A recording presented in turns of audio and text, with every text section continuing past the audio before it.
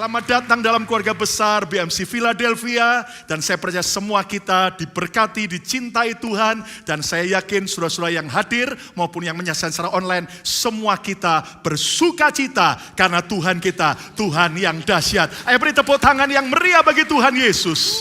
Haleluya. Silakan duduk kembali Bapak Ibu. Saudara, bulan ini kita banyak belajar tentang against the grain, atau berani melawan arus yang salah. Lihat bagaimana dunia hari-hari ini sedang dipenuhi dengan berbagai macam arus yang salah.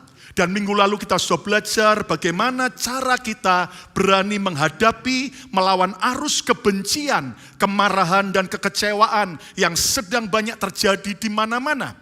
Dan kita belajar minggu lalu, kill your haters. Bagaimana kita membunuh para pembenci kita, bukan dengan cara dunia, tetapi dengan cara Tuhan. Dan hari ini saudaraku, kita juga akan belajar, ketahuilah bahwa dunia juga sedang dipenuhi dengan begitu banyak ketidaksetiaan. Bahkan dipenuhi dengan pengkhianatan demi pengkhianatan. Lihat bagaimana ketidaksetiaan sedang banyak terjadi hari-hari ini. Lihat bagaimana ada banyak orang di tengah pandemik ini mulai kurang setia, bahkan tidak lagi setia kepada Tuhan. Ada juga orang yang tidak lagi setia dalam ikatan pernikahan mereka. Ketika pasangan mereka, suami atau istri yang sudah disatukan dalam Tuhan, menghadapi banyak goncangan, kekecewaan, dan ketidaksempurnaan. Dan berapa banyak orang sedang tidak setia dalam ikatan keluarga jasmaninya, maupun juga dalam keluarga rohaninya. Dan lihat bagaimana banyak orang yang sedang hidup dalam ketidaksetiaan di dalam pekerjaannya, dalam karirnya. Bahkan juga ada orang yang sedang tidak setia terhadap gereja lokal. Dan saya mendengar cukup banyak gembala-gembala yang akhirnya berkata bahwa di masa pandemik ini ada banyak orang percaya yang akhirnya kehilangan kesetiaan terhadap gereja lokalnya. Dan kita juga lihat ada banyak orang sedang tidak setia dalam soal melayani, dalam soal berkorban. Bahkan ada orang yang tidak setia terhadap komunitasnya, bahkan negara, bahkan juga hubungan-hubungan yang ada. Nah, pertanyaannya saudaraku, masih relevankah loyalitas atau kesetiaan di zaman sekarang ini? Masih relevankah kita belajar tentang loyalitas dan kesetiaan di zaman sekarang ini? Lihat bagaimana dunia sedang menyuarakan bahwa percuma saja jadi orang loyal, percuma saja jadi orang setia, sebab kesetiaan hanya akan menguntungkan orang lain, tetapi merugikan diri sendiri. Dan lihat bagaimana dunia sedang mencontohkan ada orang bisa berhasil, bisa bahagia, walaupun mereka tidak setia, bahkan hidup dalam pengkhianatan. Lihat bagaimana kasus daripada Pangeran Harry dan Meghan Markle dari keluarga kerajaan Inggris. Lihat bagaimana Meghan Markle dari seorang rakyat biasa di Amerika dinikahi oleh Prince Harry. Dan ternyata akhirnya mendapat juga jabatan dan kebangsawanan dari kerajaan Inggris. Tetapi lihat bagaimana akhirnya Prince Harry dan Meghan Markle menyatakan untuk mereka memutuskan hubungan dengan keluarga kerajaan Inggris, melepaskan komitmen dan jabatannya sebagai pangeran Inggris. Dan akhirnya mereka seolah-olah sedang menunjukkan kami tetap bisa hidup walaupun kami tidak lagi setia, tidak lagi loyal dengan keluarga kerajaan Inggris. Hari-hari ini juga Gubernur New York, yaitu Andrew Cuomo, sedang banyak dibicarakan. Kenapa? Karena dia ternyata tidak setia dengan ikatan pernikahannya dengan istrinya, dan dia sedang menghadapi banyak skandal pelecehan seks. Ada belasan wanita-wanita yang akhirnya sedang mau menuntut secara pengadilan maupun juga menuntut supaya saudaraku Cuomo mengundurkan diri. Nah, lihat bagaimana arus dunia hari-hari ini. Penuh banyak ketidaksetiaan, penuh dengan banyak pengkhianatan. Sekali lagi pertanyaannya, masih relevankah kita belajar tentang loyalitas, kita belajar tentang kesetiaan di zaman sekarang ini? Jawaban saya, jika ada contoh-contoh yang baik, Mengapa kita perlu mencontoh yang tidak baik? Tidak ada yang amin. Amin, saudaraku. Jika ada banyak contoh-contoh yang baik, mengapa kita mencontoh yang tidak baik? Kalau ada orang yang sukses walaupun nggak setia dengan pasangannya dalam pernikahan, lalu kemudian kita contoh mereka, kenapa kita contoh yang tidak baik? Masih banyak contoh-contoh yang baik ketika orang setia, loyal dalam pernikahannya, hidup mereka juga bahagia. Kita beri tepuk tangan yang meriah bagi Tuhan Yesus. Masih relevankah loyalitas atau kesetiaan di zaman sekarang ini? Dan kita belajar bahwa apa yang Alkitab katakan tidak mungkin salah. Beberapa orang aja. Apa yang Alkitab katakan tidak mungkin salah. Amin, saudaraku. Lihat bagaimana Alkitab mengajar tentang loyalitas. Dan kita akan belajar dari sebuah nasihat seorang raja yang berhikmat, Raja Salomo. Amsal 3 ayat 3 sampai ayat 4. Janganlah kiranya kasih dan setia meninggalkan engkau. Kalungkanlah itu, kalungkan kasih dan setia, loyalitas pada lehermu, dan tuliskanlah itu pada loh hatimu. Maka engkau akan mendapat kasih dan penghargaan dalam pandangan Allah serta manusia. NLT version berkata, never let loyalty and kindness leave you. Jangan izinkan kesetiaan dan kebaikan meninggalkan saudara. Tie them around your neck as a reminder. Ikatkan kesetiaan itu, loyalty itu di leher saudara sebagai sebuah peringatan. Write them deep within your heart. Dan tuliskan ke dalam dasar hati kita yang paling dalam. Then you will find favor with both God and people. Dan engkau akan mendapatkan favor, anugerah, kemurahan bersama dari Tuhan dan manusia. And you will earn a good reputation. Dan engkau akan mendapatkan sebuah reputasi yang baik. Nah, Alkitab mengatakan buat kita, janganlah kasih dan kesetiaan, jangan izinkan loyalty, kesetiaan meninggalkan kita. Tetapi kalungkanlah itu pada lehermu. Dan saudara sekalian, dan tuliskan itu pada dasar hatimu, ukirkan. Saudara sekalian, kita harus mengalungkan loyalty, kesetiaan di leher kita. Nah, saya mencoba memberi peragaan. Ini loyalty yang akhirnya sesuai dengan Alkitab ini, firman saya harus kalungkan di leher saya. Tujuannya apa? Bukan untuk menyombong-nyombongkan, oh I am a loyalty people. No. Tapi tujuannya justru mengingatkan saya, untuk menolong saya.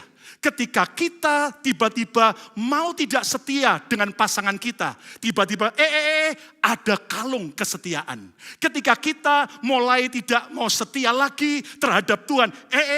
Ada kalung kesetiaan. Ketika kita mungkin saudaraku merasa sudah tidak mau lagi setia dengan pekerjaan, dengan gereja lokal, dengan apa yang menjadi tanggung jawab kita.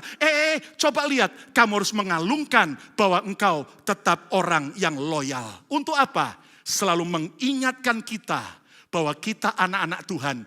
Tuhan kita setia. Kalau Bapa kita setia, anak-anaknya juga harus setia. Luar biasa. Kurang meriah dong, lebih meriah. Dan orang akan mengenal kita. Apakah kita orang loyal, setia, atau tidak.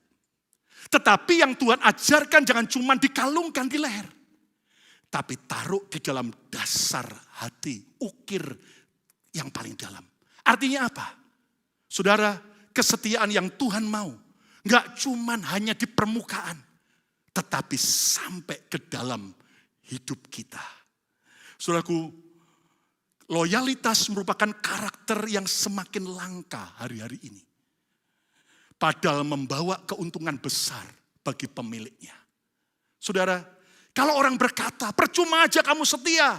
Toh yang diuntungkan nanti bosmu, yang diuntungkan gembala, yang diuntungkan cuma pemerintah. Toh kita dirugikan. Siapa bilang? Alkitab berkata, coba kita lihat ulang lagi, Amsal 3 ayat 3-4 dalam bahasa terjemahan sehari-hari. Hendaklah engkau tetap percaya dan setia kepada Allah dan sesamamu. Kata faithful selalu juga dari kata faith. Kita harus belajar percaya dulu dengan siapa kita mau setia. Hendaklah engkau tetap percaya dan setia kepada Allah dan sesamamu. Ingatlah itu dan simpanlah di dalam hatimu. Supaya apa? Engkau disenangi dan dihargai oleh Allah dan manusia. Yang diuntungkan bukan orang lain, tapi diri kita sendiri. Yang setuju kita beri tepuk tangan yang meriah bagi Tuhan Yesus. Good News Translation berkata, never let go of loyalty and faithfulness. Jangan biarkan loyalitas meninggalkan kita. Tie them around your neck, ikat kuat-kuat di leher kita. Write them on your heart, tuliskan di dalam dasar hati kita. Ayat 4, if you do this, both God and people will be pleased with you. Lihat bagaimana Tuhan dan orang lain akan disenangkan. Saudara, dari ayat ini saya menyimpulkan bahwa ternyata pada saat kita hidup dalam loyalitas, ternyata itu bukan menguntungkan orang lain lebih dulu, tetapi justru menguntungkan kita. Ternyata Alkitab menjelaskan loyalitas merupakan kunci bagi kasih dan penghargaan di hadapan Tuhan dan manusia. Juga merupakan, saudaraku, sebuah saat ketika kita menerima favor dari Tuhan dan sesama. Bahkan mendapatkan reputasi yang baik, a good reputation. Disenangi dan dihargai oleh Tuhan dan manusia. Bahkan menyenangkan hati Tuhan dan manusia. Siapa percaya saat kita belajar loyal, saat kita belajar setia, justru kita akan terima yang terbaik. Kita beri tepuk tangan yang meriah bagi Tuhan Yesus. Katakan haleluya. Nah, tema khotbah saya hari ini adalah pagi-pagi. Loyalty brings royalty. Ya, loyalty brings royalty. Loyalitas menghasilkan royalty. Saudara, apa sih arti loyalitas? Dalam Kamus Besar Bahasa Indonesia, kata loyalitas artinya keteguhan hati. Jadi kita ini harus teguh menjalankan apa yang kita harus setia. Tidak goyah. Bahkan loyalitas artinya adalah ketaatan kita. Dan juga kepatuhan kita. Sementara apa arti royalty? Loyalty brings royalty. Apa arti royalty? Ternyata arti royalty itu adalah kehormatan. Bahkan juga imbalan. Saudara, ternyata orang yang betul-betul mau belajar hidup loyal, hidup setia, maka orang itu akan terima penghormatan. Walaupun mungkin bukan manusia yang menghormati kita, tetapi percayalah Tuhan akan menghormati. Bahkan royalty ini bicara apa? Imbalan. Dan ingat, imbalan gak cuma bicara kedudukan atau uang, tetapi imbalan ada banyak hal ketika saudara dan saya belajar hidup dalam loyalitas. Sekali lagi, siapa mau belajar hidup dengan loyalitas? Ayo kita beri tepuk tangan yang meriah bagi Tuhan Yesus. Belajar hidup setia dengan Tuhan. Setia dalam pernikahan. Setia dalam keluarga kita. Baik jasmani maupun rohani. Setia dengan gereja lokal di mana Tuhan tanamkan kita. Setia dalam pelayanan, tanggung jawab, pekerjaan. Bahkan juga komunitas dan bangsa. Sekali lagi, kalau ada contoh-contoh yang baik, mengapa kita mau mencontoh contoh-contoh yang jelek? Nah, izinkan hari ini kita akan belajar melihat contoh-contoh di Alkitab sebagai bukti, proof untuk kita belajar percaya bahwa loyalty brings royalty. Nah, apa bukti loyalitas mendatangkan royalty? Yang pertama, kita belajar dari Alkitab tentang loyalitas Sama bin Agi. The loyalty of Syama, son of Egi.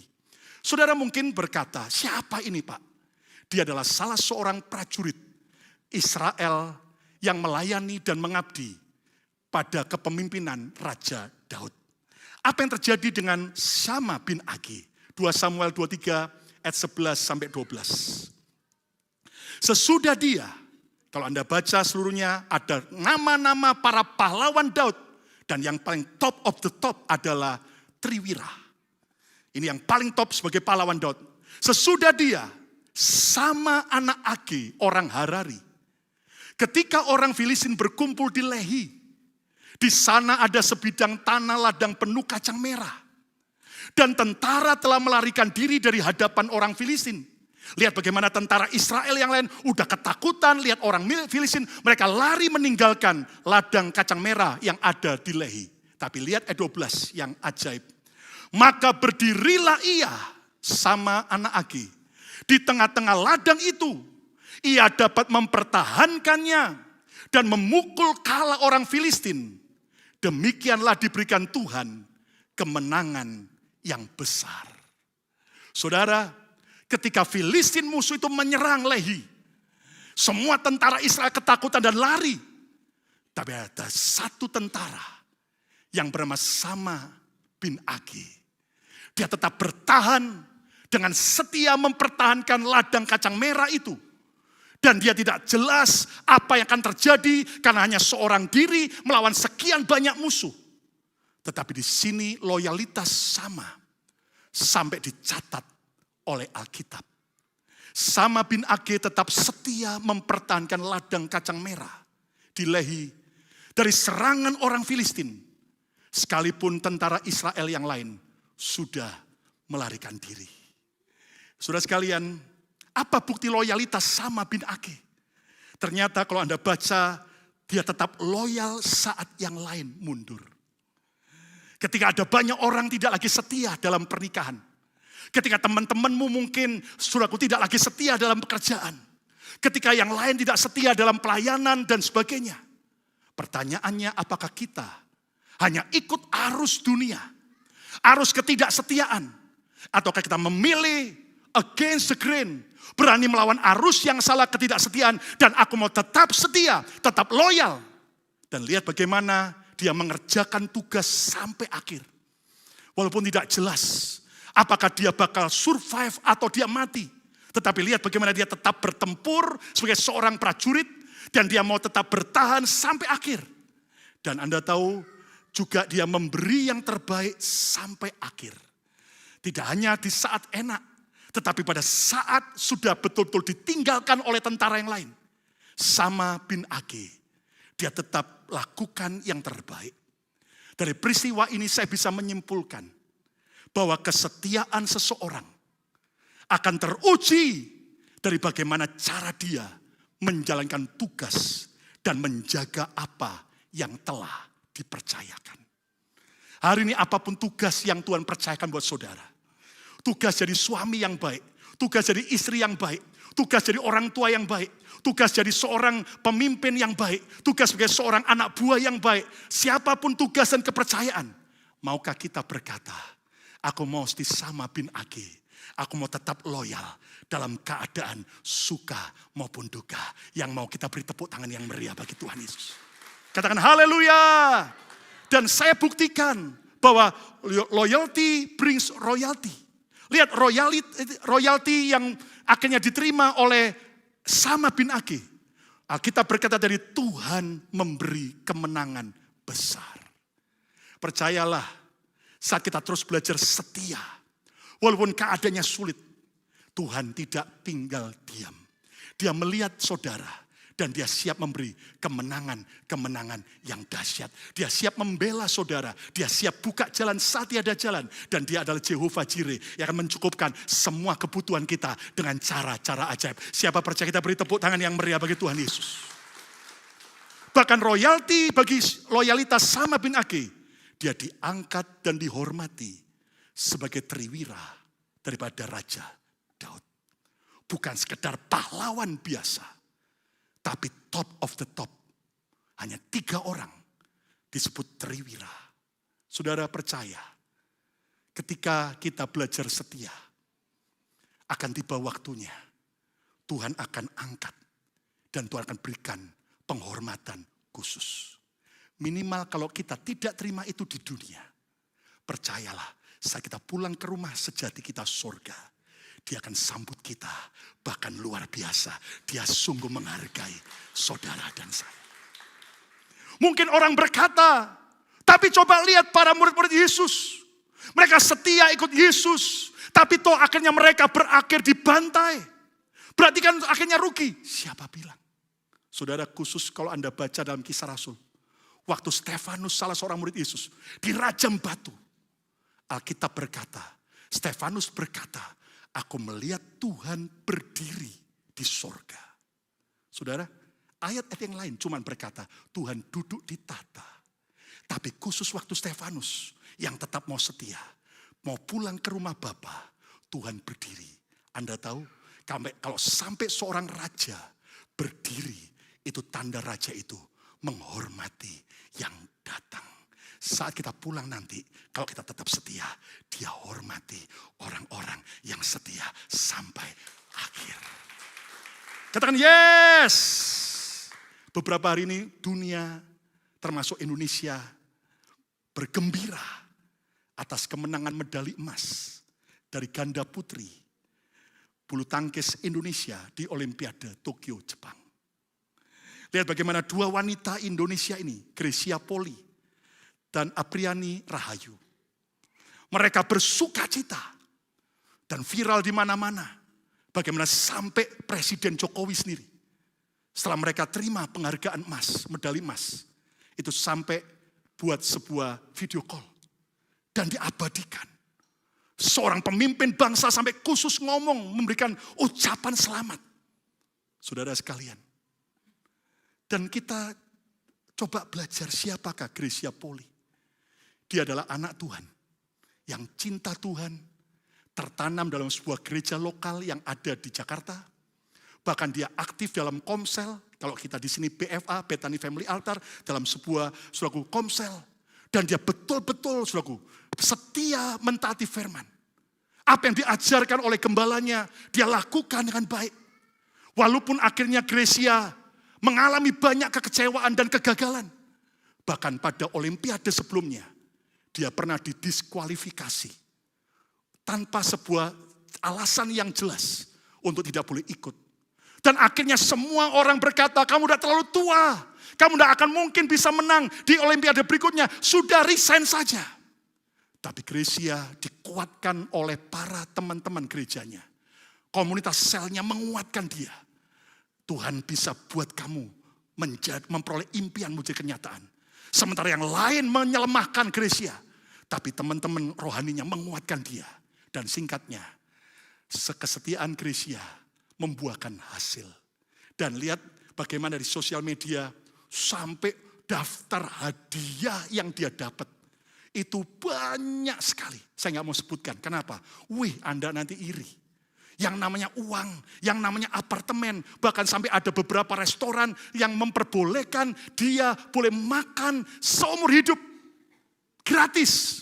Bahkan sampai katanya ada rumah makan Padang. Setiap hari boleh 2 bungkus nasi Padang. Gratis seumur hidup. Tapi lihat, semua terjadi tidak otomatis. Tapi dari kesetiaan Grecia saat menghadapi masa-masa sulit. Kita beri tepuk tangan buat Tuhan kita. Lihat bagaimana loyalitas Sama bin Age telah menghasilkan royalti dalam hidupnya. Berikutnya, bukti loyalitas mendatangkan royalti. Kita belajar dari Alkitab loyalitas Rut. The loyalty of Ruth. Saudara, Ruth ini bukan orang Israel. Tetapi dia adalah orang Moab. Kalau sekarang itu orang Yordan. Makanya sampai hari ini negara Yordan dengan Israel cukup baik. Kenapa? Karena orang Yordan merasa bahwa Ruth itu dari mereka. Dan mereka masih keluarga daripada keturunan Ruth, termasuk Raja Daud dan bangsa Israel. Dan Anda mengerti saudaraku bagaimana sampai nama wanita ini dipakai sebagai nama di dalam kitab, di Alkitab kita. Saudara, tidak ada di Alkitab kita Joni, tidak ada saudaraku. Ruth ada. Dan apa yang spesial dari wanita ini? Lihat Rut 1 ayat 14 sampai 17. Ketika Naomi sudah kehilangan suami Elimelek, melarat, bahkan 2 orang anak laki-lakinya juga mati, lihat. Menangis pula lah mereka dengan suara keras. Siapa ini? 3 orang wanita janda. Naomi mertua dengan 2 menantunya Rut dan Orpa. Lalu Orpa mencium mertuanya itu minta diri. Tetapi Rut tetap berpaut padanya. Rut tetap mau setia kepada mertuanya Naomi. Ayat 15, berkatalah Naomi, telah pulang iparmu kepada bangsanya dan kepada para allahnya. Pulanglah mengikuti iparmu itu. Sudah nak, kamu pergi saja, tinggalkan saya. Saya udah gak ada apa-apa lagi yang kamu bisa harapkan. Gak ada masa depan. Tapi lihat ayat 16. Tetapi kata Rut, jangan desak aku meninggalkan engkau. dan pulang dengan tidak mengikuti engkau. Sebab kemana engkau pergi, ke situ jugalah aku pergi. Dan di mana engkau bermalam, di situ jugalah aku bermalam. Bangsamulah bangsaku, dan alamulah Allahku. Ayat 17, di mana engkau mati, aku pun mati di sana. Dan di sanalah aku dikuburkan. Dan lihat ada banyak orang lagi pacaran. Mencuplek kalimat ini. Padahal ini bukan antara kekasih dengan kasih. Ini bukan Romeo dan Mikrolet. Tapi ini kalimat dari menantu dan mertua. Anda luar biasa. Saya berdoa biar di sini para menantu dengan mertuanya harmonis seperti Ruth dan Naomi. Tepuk tangan yang meriah bagi Tuhan Yesus. Jangan sampai engkau berkata lagi tentang mertuamu, monster in law, saudaraku. Dan mertuamu berkata, daughter in law, monster, iya toh, saudaraku. Nah lihat, beginilah kiranya Tuhan menghukum aku, kata Ruth. Bahkan lebih lagi daripada itu, jikalau sesuatu apapun memisahkan aku dari engkau selain daripada maut. Orpa, ipar Ruth sudah meninggalkan Naomi. Bahkan Naomi minta, sudah pulang aja, tinggalkan aku. Gak ada masa depan. Aku udah miskin. Aku gak punya lagi anak yang bisa nanti kelak jadi suamimu. Menggantikan anakku yang udah mati. Tapi lihat Ruth berkata, kemana engkau pergi? Aku mau pergi. Bahkan bangsamu adalah jadi bangsaku. Dan sampai dia berkata, Tuhan akan menghukum aku. Kalau aku tidak setia dan meninggalkan engkau. Kecuali maut. Ruth adalah satu-satunya menantu Naomi yang tetap setia. Walaupun Naomi sudah jatuh miskin dan masa depannya tidak jelas. Saudara, ketika kita jaya, sukses, berhasil, maka banyak orang berkata, saya mau setia. Tapi justru ujian kesetiaan, ketika dalam keadaan sulit, apakah ada orang yang tetap loyal? Lihat bukti loyalitas Ruth. Dia tetap loyal mendampingi Naomi di saat susah. Saudara, inilah sebuah karakter yang mulia. Ruth tetap setia mendampingi mertuanya di saat susah. Ada teman hamba Tuhan cerita. Saudaraku, ada seorang pengusaha Kristen, cinta Tuhan. Ketika dia bangkrut, habis-habisan. Saudara tahu, semua pegawai yang dikasih pesangon, suruh pulang. Karena udah gak ada lagi uang. Itu uang terakhir. Tapi ternyata asisten rumah tangganya, pembantu rumah tangganya, dengan nangis berkata, Tuan dan Nyonya, aku sudah ikut Tuan dan Nyonya sekian lama. Walaupun Tuan dan Nyonya sekarang sudah gak punya apa-apa. Aku mau tetap mengabdi kepada Tuan. Izinkan saya tetap melayani keluarga Tuan. Tanpa dibayar pun saya mau. Dan suami istri ini nangis. Ada seorang asisten rumah tangga yang punya kesetiaan luar biasa. Dan betul, satu saat ketika akhirnya Tuhan pulihkan pengusaha ini kembali. Dia jadi kaya, diberkati. Maka mereka memberi apresiasi buat kesetiaan asisten rumah tangganya ini. Sampai diterbangkan ke Eropa untuk nikmati liburan. Kenapa? Karena loyalty brings royalty. Beri tepuk tangan yang meriah bagi Tuhan Yesus. Bukti loyalitas Ruth juga dia berjuang menghidupi Naomi. Malah Ruth yang ngemis. Cari remah-remah daripada sisa-sisa orang menuai jelai. Jadi cuma bekas rontokan-rontokan terakhir. Anda bisa bayangkan Ruth bahkan menghidupi Naomi rela ngemis. Bahkan dia mentaati perintah Naomi. Kalau Anda baca detail di kitab Ruth. Apapun yang Naomi katakan. Dia lakukan dengan setia. Dan dari sini saya belajar. Bahwa kesetiaan seseorang akan teruji dari bagaimana caranya memperlakukan orang lain yang kepadanya dia harus setia. Saudaraku, royalty bagi loyalitas Ruth akhirnya apa? Reputasinya baik di Bethlehem dan sekitarnya. Good reputation. Saudara, bahkan sampai Boaz sendiri, orang kaya yang ternyata punya ladang jelai itu dan dia masih kerabat daripada keluarga, daripada suami Naomi, mertua Ruth. Sampai dia bilang begini, telah dikabarkan orang kepadaku dengan lengkap segala sesuatu yang engkau lakukan pada mertuamu sesudah suamimu mati. Saudara, jadi perlakuan Ruth kepada Naominya bukan saat dia kaya, bukan saat masih punya suami, tapi pada saat sudah tidak ada apa lagi. Tapi lihat ternyata itu diceritakan lengkap. Menjadi sebuah reputasi yang diceritakan di Bethlehem sekitarnya. Tentang apa yang dikerjakan oleh Rut dengan kesetiaannya. Saudara, saya percaya ketika kita belajar setia, maka akan tercatat sebuah reputasi yang luar biasa. Pencitraan hanyalah apa yang ditampilkan sesaat dan sementara saja. Tetapi reputasi adalah sesuatu yang dibangun bertahun-tahun dan akan teruji sampai akhir. Kita beri tepuk tangan yang meriah bagi Tuhan Yesus. Royalti bagi loyalitas Rut juga, dia menerima kemurahan hati dari Boaz. Sampai pegawainya dikatakan, mana. Ini Rut kasih jelai lebih banyak lagi. Subur buka kainnya, dikasih banyak sampai limpah. Sampai Rut kaget, kenapa Tuhan begitu baik kepada hamba. Saudaraku, bahkan juga akhirnya dia dinikahi Boaz yang kaya raya itu. Serta melahirkan garis keturunan Raja Daud, bahkan Tuhan Yesus. Ketika keadaan sulit dan kita mau tetap loyal, itu akan membuktikan Tuhan akan memakai kita dan jadi reputasi yang luar biasa. Kita beri tepuk tangan yang meriah bagi Tuhan Yesus. Saudara, beberapa saat yang lalu, di grup mana-mana, grup WhatsApp beredar, ada 7 orang anak daripada seorang pengusaha di Sumatera. Keluarga daripada Aki Ditio, masih ada ipar dengan Mukidi.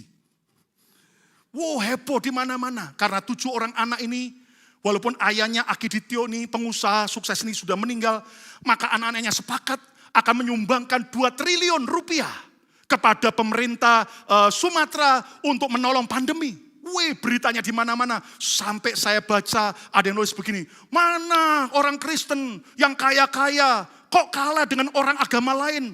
Mana gereja kok nggak buat apa-apa sehebat daripada keluarga Aki Ditio yang nggak percaya Yesus? Waduh, kata-kata provokatif.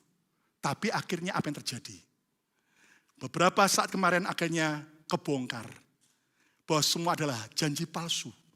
Karena 2 triliun itu yang dijanjikan oleh keluarga Aki Ditio ternyata adalah aset dan utang yang masih macet. Dan mereka janji akan diberikan kalau semuanya lancar. Maaf kata, akhirnya semua marah.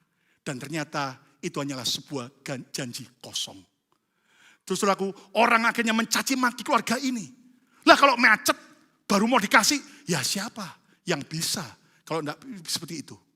Tapi di tengah seperti itu, di China ada sebuah berita yang berbeda.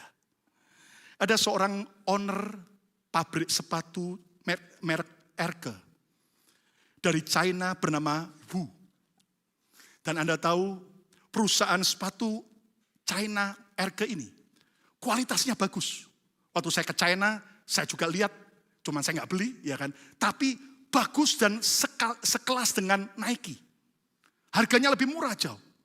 Tetapi Anda tahu, saudaraku, bahwa ternyata ada banyak pabrik-pabrik di China ketika pandemi ini goyang juga. Dan perusahaan sepatu Erke ini juga mulai goyang. Sampai akhirnya, saudaraku, mereka mengalami kemerosotan.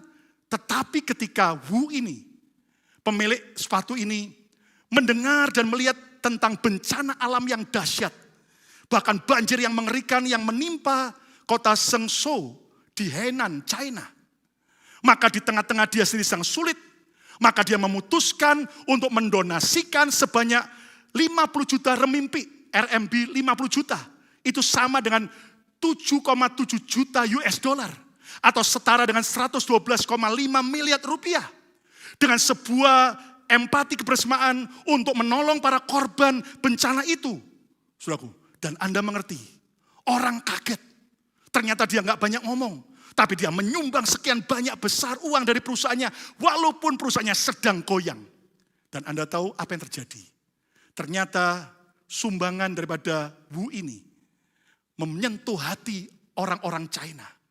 Dan mereka dalam 2 hari, ratusan juta orang belanja sepatu Erke di toko dan juga di outlet. Sehingga hanya dalam 2 hari itu, omset penjualannya mencapai 200 juta renminbi. 200 juta RMB atau setara dengan 30 juta US dollar. Dan karena orang bersimpati dan membeli barang-barang mereka, akhirnya perusahaan itu semakin kuat dan tidak goyah lagi. Lihat, ternyata kesetiaan di saat susah akan membawa sebuah royalti yang luar biasa. Yang ketiga, yang terakhir, bukti loyalitas mendatangkan royalti. Kita belajar tentang loyalitas Yosua bin Nun. Siapakah Yosua? Dia adalah bujang Musa sejak kecil, sejak muda. Dan lihat ketika akhirnya menghadapi goncangan. Ketika Yosua menjadi salah seorang dari 12 pengintai yang mengintai tanah perjanjian. Lihat Bilangan 14 ayat 4-10. Dan mereka, bangsa Israel, berkata seorang kepada yang lain, baiklah kita mengangkat seorang pemimpin, lalu pulang ke Mesir.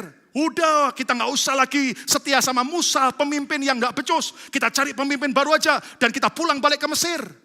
Ayat yang kelima, lalu sujudlah Musa dan Harun di depan mata seluruh jemaat Israel yang berkumpul di situ. Tetapi Yosua bin Nun dan Kaleb bin Yefune yang termasuk orang-orang yang telah mengintai negeri itu mengoyakkan pakaiannya dan berkata kepada segenap umat Israel, negeri yang kami lalui untuk diintai itu adalah luar biasa baiknya. Ayat 8, jika Tuhan berkenan kepada kita, maka ia akan membawa kita masuk ke negeri itu dan akan memberikannya kepada kita, suatu negeri yang berlimpah-limpah susu dan madunya. Ayat 9, hanya janganlah memberontak kepada Tuhan. Jangan memberontak kepada Tuhan artinya apa? Tetaplah setia kepada Tuhan. Dan janganlah takut kepada bangsa negeri itu, sebab mereka akan kita telan habis. Yang melindungi mereka, orang Kanaan sudah meninggalkan mereka. Sedang Tuhan menyertai kita. Kalau kita tetap tidak berontak, kita tetap setia, ada penyertaan Tuhan. Janganlah takut kepada mereka. Ayat 10, lihat akibatnya apa. Lalu segenap umat itu mengancam, hendak melontari kedua orang itu, Yosua dan Kaleb yang setia, dengan batu. Tetapi tampaklah kemuliaan Tuhan di kemah pertemuan kepada semua orang Israel. Dan Yosua dan Kaleb dibela oleh Tuhan. Kita beri tepuk tangan yang meriah bagi Tuhan Yesus. Saudara, Yosua bin Nun tetap loyal terhadap Musa, pemimpinnya. Di saat yang lain berontak melawan Musa. Dan saya bisa menyimpulkan bahwa kesetiaan kita kepada Tuhan yang tidak kelihatan mata akan teruji melalui kesetiaan kita kepada manusia yang kelihatan mata.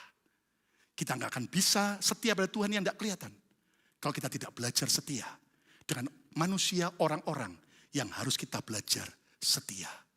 Lihat bukti loyalitas Yosua bin Nun. Dia setia mengabdi kepada Musa. Hanya sebagai pembawa barang-barangnya Musa. Dia setia. Bahkan dia mentaati perintah Musa sekalipun sulit. Waktu Amalek menyerang Israel. Dan akhirnya Yosua diperintahkan pimpin perang. Padahal gak punya pengalaman. Sementara Musa, Harun dan Hur naik ke gunung cuman doa. Lah ini kita kan generasi muda suruh perang sendirian. Tapi Yosua tetap taat. Bahkan dia berdiri membela Musa di saat bangsa Israel berontak melawan Musa. Dan royalti bagi loyalitas Yosua bin Nun. Lihat, dia mewarisi urapan Musa.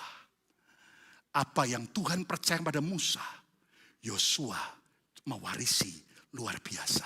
Siapa mau mewarisi urapan dan anugerah yang Tuhan percaya buat generasi sebelumnya? Kita beri tepuk tangan yang meriah bagi Tuhan Yesus. Bahkan dia terpilih sebagai pengganti Musa. Bukan pemimpin-pemimpin yang lain. Tapi Yosua yang terbukti setia. Dan dia disertai Tuhan sama seperti Tuhan membela dan menyertai Musa. Sampai Yosua pasal yang keberapa berkata, Tuhan membesarkan nama Yosua. Sama seperti Tuhan membesarkan nama Musa. Saudara, ternyata loyalty bring royalty. Kita beri tepuk tangan yang meriah bagi Tuhan. Nah sekarang pilihan di tangan kita. Apakah kita mau memilih hidup dengan loyalitas, kesetiaan, ataukah tidak? Pilihan di tangan kita. Tidak ada paksaan. Tapi mari kita belajar bahwa firman Tuhan ya dan amin. Kesimpulannya, terus miliki loyalitas terhadap Tuhan dan sesama. Percayalah loyalitas pasti akan menghasilkan royalti. Dan Alkitab berkata pembuktiannya. Dari loyalitas Sama bin Agi. Lihat bagaimana saat yang lain sudah meninggalkan Lehi. Ladang kacang merah. Tapi Sama bin Agi tidak terikut arus, tapi dia melawan arus untuk tetap setia saat yang lain sudah meninggalkan. Yang kedua, loyalitas Rut. Bagaimana sampai Tuhan angkat dia menjadi orang yang diadopsi dari bangsa kafir, masuk dalam generasi keturunan Tuhan Yesus. Bahkan juga loyalitas Yosua bin Nun. Bagaimana Yosua diangkat Tuhan. Dia membela dan setia saat Musa pemimpinnya sedang melewati masa sulit. Hari ini saya berdoa, biar khotbah ini bukan hanya sekedar menambah pengetahuan, tapi mengubah hidup kita. Siapa mau belajar setia? Walaupun kita pernah gagal sebelumnya, tapi saya mau belajar setia. Kita beri tepuk tangan yang meriah bagi Tuhan Yesus.